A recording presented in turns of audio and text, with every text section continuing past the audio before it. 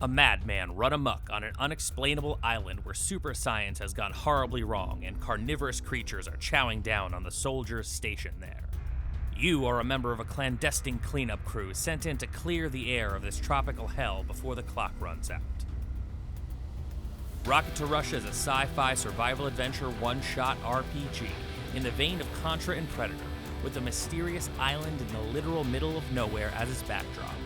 Rocket is played using the brand new 3-2-1 action RPG system, where the focus is always on story and fun over physics. Have you ever watched a scene in your favorite action movie and wondered how you could make it work in an RPG?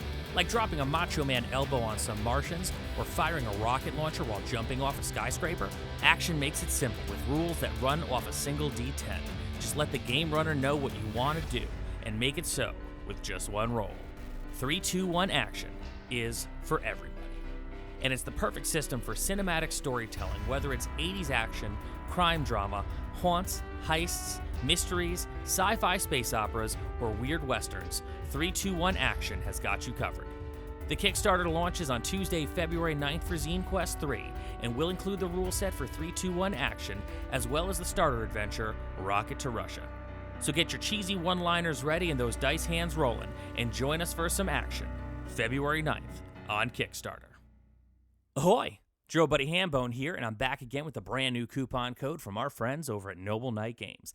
That code is VRPG21, and it is good from February the 15th all the way through March 31st, and it's good for 10% off any size order. You heard me right, Noble Knight is back bringing the heat with 10% off any size order, good from the 15th of February all the way through March 31st. Never been a better time than now to pick up some games. And hey, if you got some older games that you need to clear out to make space for those new games, Noble Knight's got you covered with a killer trading program. You can learn more about that at nobleknight.com. And in the meantime, don't forget, if you're shopping at Noble Knight, to use our code VRPG21 to get 10% off any size order from February 15th through the 31st of March from our friends over at Noble Knight Games. This is the Vintage RPG Podcast, your source for the best in classic and contemporary RPGs. With your hosts, Hambone and Stu.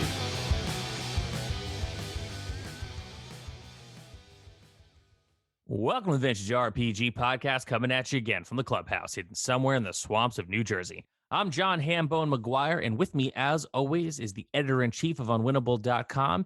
He always thought the mystery wasn't so much who shot JR, it's why didn't they bring Jessica Fletcher in to solve the mystery, Stu Horvath. Was Jessica Fletcher running around in 1980? She definitely was. Yeah? I think so, yeah. I don't know. I honestly don't know. I mean, they could have gotten anyone. They could have gotten Columbo, Poirot. Yeah, Magnum was on the job. You know, Magnum was on the job, so why not? Why not bring in a pro to solve that mystery? It would have gotten done a lot faster. It's true. How you doing today, Stu? Pretty good. I'm hanging in there. Yeah, man. So obviously we are going to be talking about Dallas today. Yeah.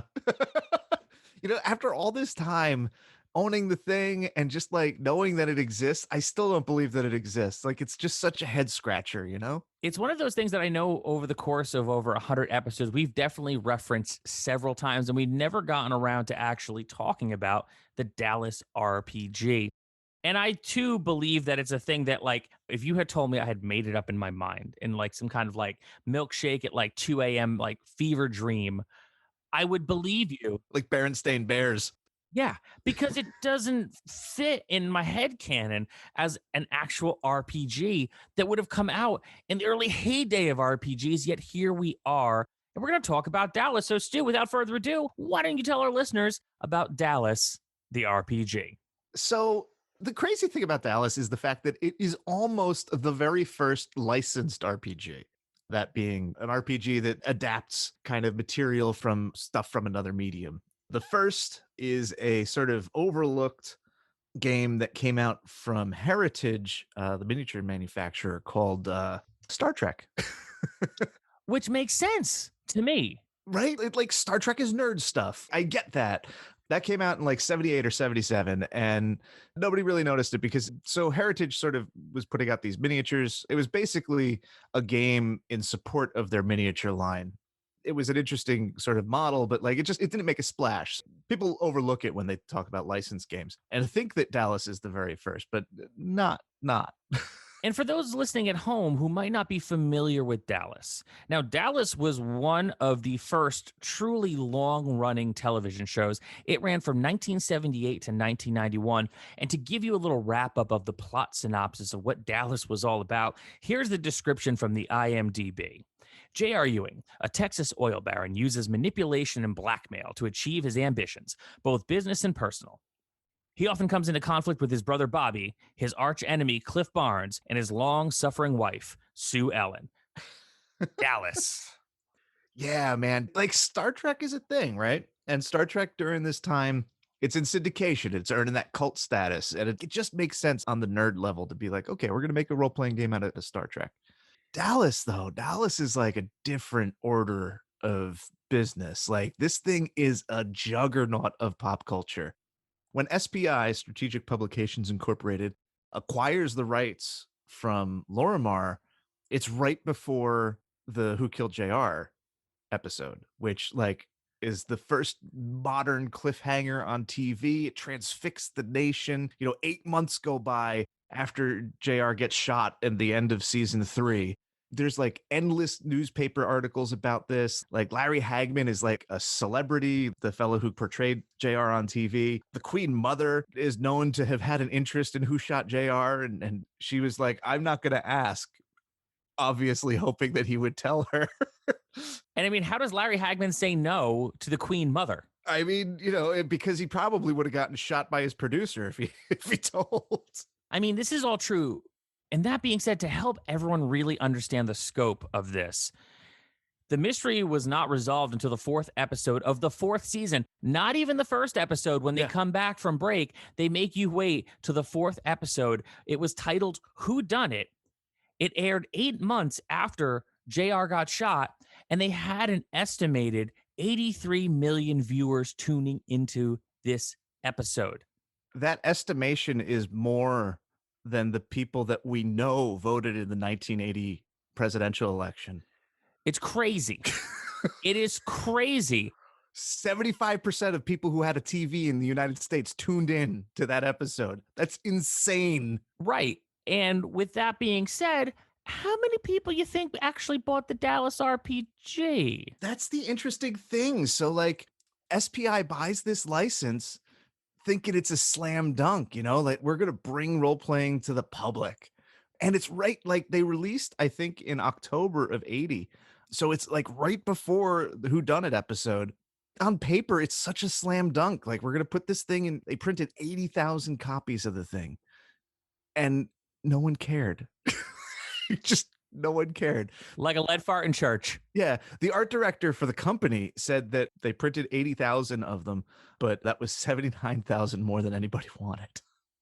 It's funny because you think that like, okay, these are people who are waiting for this cliffhanger to come out. Maybe they would have just bought the tie-in merchandise because it would have given away some kind of secret to who actually shot JR. And they didn't. Like, No. Imagine if this was the thing that happened when Lost had come out. Like, Yeah. For those of you who have not watched Lost, when Lost hit the airwaves, it was the biggest thing in the world. Like everyone was so curious about all the misdirection and the clues and what was going on in the behind the scenes at Lost. And like, it was crazy. So anytime they put out any kind of Lost merchandise, puzzles, board games, card games, Matthew Fox posters, whatever, people were buying that shit up because they were trying to figure out whatever angle they could that might unlock some kind of secret to what was going on the island in Lost. And yet there were so many more people who were genuinely concerned about the well-being of JR that you would have thought they would have bought up this stuff in droves, being like, we got to know what's going on. Is JR going to make it? And they didn't. Well, I mean, there's a couple factors at play. So one is just there's like a fluency issue, right? Role-playing games have only been around for 6 years. They have a hard time describing themselves to each other. Like people who are in the hobby, like pitching role-playing games, like the vocabulary isn't there, right? For people to know. If you're trying to sell that to people outside, who are watching Dallas, that's really hard. We're only at a point in like the last 10 years where people kind of understand the elevator pitch for role-playing games. Back in 1980, like, and you're talking, it's primetime soap opera. It's geared towards older folks. It's like asking them to understand, how to program their VCR, which was always the joke about old people, right? It was. And it's the same sort of thing. Like, you got to be in it to understand it. There was always a communication breakdown when bringing role playing to a larger population. But the other thing is that this is the dawn of the kind of multimedia, franchise blitz. Like, Star Wars is only a couple years past. So 3 years ago, 77, and Empire hasn't come out yet. So like, there was sort of a multimedia component to the original Star Wars, but like, it hadn't been like weaponized or really adapted by other stuff yet. I mean, probably the closest was like maybe Star Trek, in the way that they parlayed the series into the cartoon, and there was like merchandise line that supported that, and all that stuff was new. So like, when Lost came out and we wanted to know more about the mystery of Lost, we knew to look for books and video games and articles online and all of these other supplemental materials. Twin Peaks was one of the first TV shows that really did it, with The Diary of Laura Palmer, right?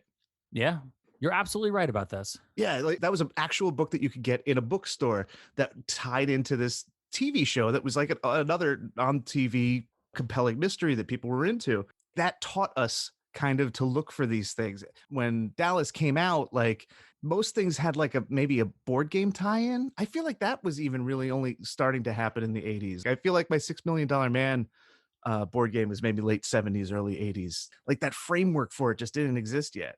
It makes so much sense. It all like makes so much sense. Like, why didn't they make a tie-in board game that was Who Shot JR? They probably did. That makes more sense. Yeah. I mean, a couple years later, somebody makes a tie-in of The Keep, like the Michael Mann movie. Like, that makes more sense. It makes more sense, but it's also like, why? Why would you license that? There's a board game and a Dungeons and Dragons module. It's like, what? Like, license decisions are always going to be kind of head scratchers, because it always comes down to that one guy who's just like, we can make $1 million with this thing. And most of the time they're wrong. Yeah. That's what happens. You're wrong, and you make like a really weird license product. That's why licensed products are funny. But the interesting thing, SPI is like a hardcore wargaming company. They were founded specifically to go up against Avalon Hill, which dominated the wargame scene. And they never really did. They were always second fiddle to Avalon Hill, but they gave as good as they could. And it was always these hardcore, strategy games. And of course, they wanted to get into role-playing games because they saw the market turning that way. It was a smart observation on their part. And they saw it as a way to kind of get up on Avalon Hill, which wasn't in the space yet. So they do Dragon Quest to go up against D&D, and they do Universe, I think it's called. It was in development. It came out in 81 to kind of go up against Traveller science fiction dominance. And then they tried Dallas to go after sort of the mainstream. And all of this is like new for them. And the thing is Dragon Quest and Universe are pretty, crunchy systems that kind of reflect like the overriding design pillars of the time, right? Dallas is like a completely different thing. Each session is structured as an episode, and you're kind of using your statistics to win influence over characters, be they other players' characters or a host of NPCs and organizations that are sort of embroiled in the plot. It is a little bit more like a card game, a little bit has like a mystery element, like how to host a murder mystery, kind of like dinner party game. Right. So like, it has a vibe of that. And it's not a story game. It's not like the indie games, but like, it feels like it. And it's just so incredibly different from everything that's going on around now. It's designed by the guy who founded SPI. It's just like such a novel, kind of accessible and intuitive kind of design that just didn't exist. And unfortunately, because Dallas fails so spectacularly, it kind of dead ends that kind of design thinking for decades. Yeah, I could absolutely see that, because when you are looking back at that era, the more traditional style role-playing games that people were getting into, like, this really is an outside the box concept, insofar as now when you look towards modern story games, Dallas, I mean, maybe not Dallas particularly, but the style of game that Dallas would fit better with storytelling style games where people are more invested in having that shared experience together, right? Sure. Yeah, you could use Fiasco to run Dallas, and the tenets are the same. Like, you're not rolling your dice to like hit something or to like simulate reality. You're rolling your dice to influence people. So like you're role playing around the table and using the dice to kind of stop people from, doing what their character wanted to do. Like you seduce them into like letting you get the FBI's briefcase or whatever. Like, you know what I mean? So like Yeah. it's all simulating social interaction rather than like physical real world interaction, which is what all of the role playing games at the time were interested in. It was like simulating your sword swing and, the shield moving in front of it. It's just a completely different approach. It's not a bad game. Like it does a really good job of like, yeah, it's stilted and it's rough around the edges for sure. But like if you play it, and there were one of the 3 scenarios that they include, like they feel like Dallas episodes. 3 hours later, you'd be like, wow, I just played Dallas. That's cool. I was JR for an hour, like that's cool. I just wish that there was some way to sort of communicate that to people that was sort of what the game was like. I think it would have caught on more. It sounds like a more satisfying experience than, say, playing the TSR Conan, where everyone just wants to be Conan. On a show like Dallas, it's an ensemble cast, so there is a more robust line of characters to choose from, although really, everyone's going to want to be JR. I mean, everybody kind of wants to be JR, but also at the same time, if you aren't JR, like your motivation to screw JR increases, right? I wanted to be him, but now I can't. I'm stuck being like his sister-in-law. Yeah. I'm going to really stick it to him. Patrick Duffy is a playable character. Who'd have thunk it? But yeah, so it's just a strange thing. And like, it's just a shame that ended. I mean, there were boneheaded decisions made. Like, Right. The game assumes that you're going to have the entire ensemble cast, which family-friendly game, you're trying to make it accessible, but then you need like 9 players to play it. Like, You got 3 to 5 at max, and at least one of those players is genuinely not interested. yeah, there's stuff like that. And it's also like, it's Dallas, man. Like it's a family-friendly game about screwing everybody over. Yeah. Like there's a tonal thing. There's reasons that kind of make sense, like why people probably didn't pick it up on a lark. But it's a shame. It's a bummer. But it also stands as like one of the oddest games. And honestly, the art director was right. Like they definitely printed way too many of them, because I found mine on eBay with still in the shrink wrap, and you routinely find them on eBay in the shrink wrap. It's just like there's a warehouse filled with them somewhere. I feel like it's a very like important, in a lot of ways, piece of RPG history. And I think that it's cool that you could still find them, and they didn't like bury them in a landfill in like Las Vegas like did all the ET cartridges when they didn't sell that one Christmas. So I think it'd be neat if you're looking for a real honest to goodness piece of RPG history that's probably going to be in great condition, that you could find it for a reasonable price on eBay. Yeah, for Or at sure. our friends Noble Knight Games. Yeah, there you go. I do want to add that a lot of people think that Dallas contributed to SPI going out of business a couple years later. By 83, TSR had subsumed them entirely. I used to think that too, but that is not the case. They hoped that Dallas would bring money into the company sufficient enough to kind of fix their money woes. But the failure of the game didn't kill the company. It just didn't save the company, which is an important distinction. What killed the company is predatory loaning practices on the part of TSR. Yeah, that'll do it. So SPI has investors who invested money and then wanted their money back, and they were cash poor at the time. This is like 81, 82, long after Dallas has already kind of sunk. And SPI goes to TSR and gets a loan from TSR, which they guarantee with all of their intellectual property.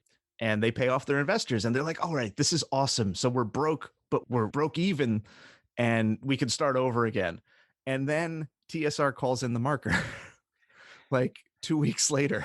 It was a trap. SPI couldn't pay, so they had to basically dissolve the company and give it all to TSR.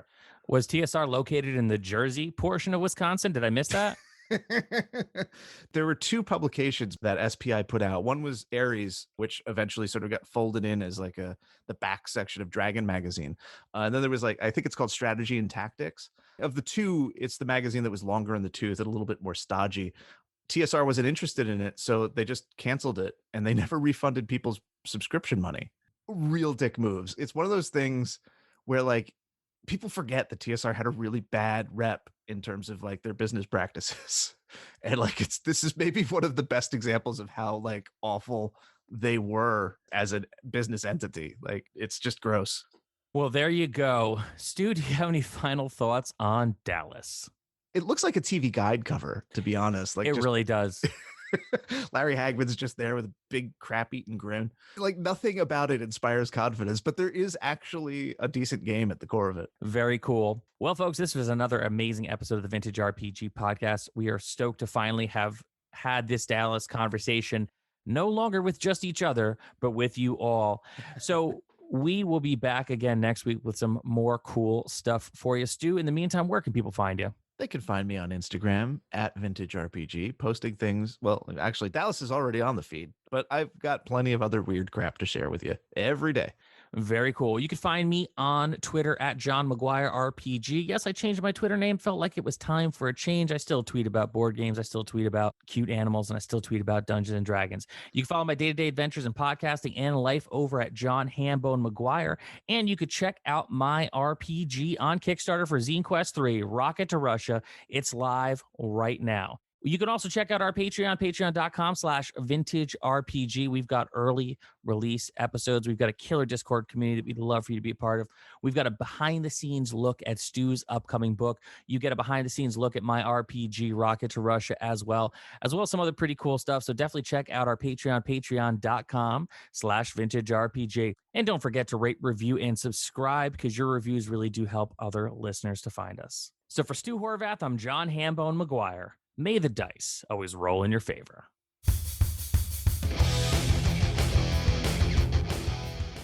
Thanks for listening. Don't forget to like, review, and subscribe to the podcast. Every review helps other listeners to find us. The Vintage RPG Podcast is a ham-fisted production. Music by Dega West. Art by Schaefer Brown. If you like the podcast, you should also consider becoming a patron at patreon.com.